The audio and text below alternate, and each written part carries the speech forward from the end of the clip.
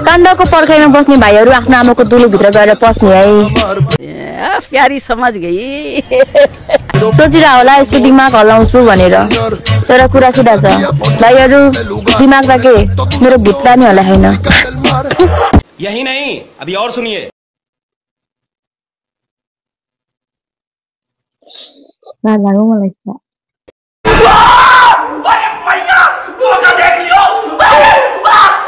मलाई कोही भेट्न आउनु यार, म तिमीहरूलाई के तास खेलाउँछु, मासु खुवाउँछु, जे भन्छ त्यही खुवाउँछु।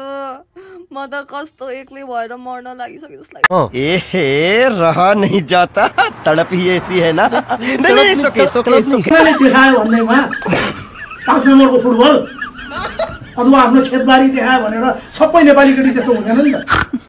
त्यो केटीलाई भन्न चाहन्छु त्यस्तो नगर नानी, अलिक देखाउन लागेको भए पनि हुन्थ्यो। कम्मर माथि त ठिकै थियो, कम्मर मुनि त खोइ गएकै थियो।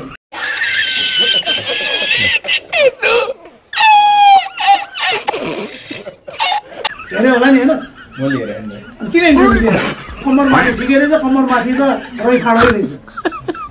के देखाइरहनु बत्तीले भए पनि ल हो भनेर ल आए पनि केही हुँदैन।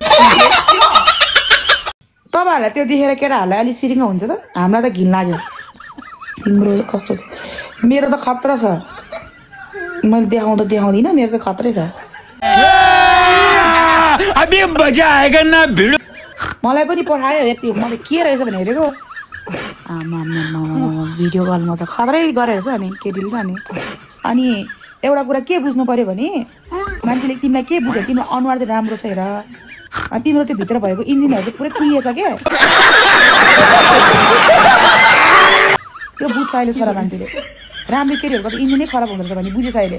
के गरेको छैन लु, म अब जे सिकोस्, अब त जे परे नि परोस् भनेर झ्याप्पै देखाइदिन्छ रोटी त। हेर्दा त्यो केटी भर्खर 19-20 वर्ष केटी होला, त्यो भित्रको सामान पुरै कुहिएको छ फेरि।